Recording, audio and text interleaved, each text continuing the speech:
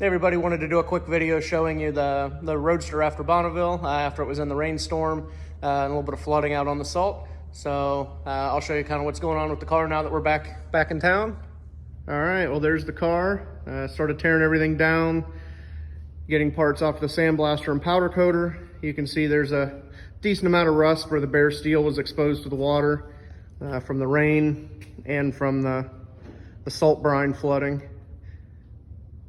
But getting everything cleaned up.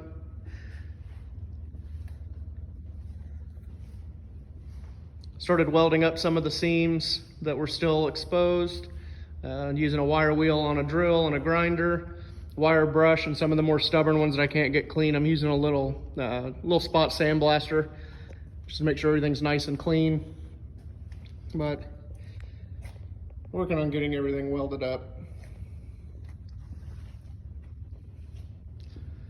So, progress is progress, it's getting there.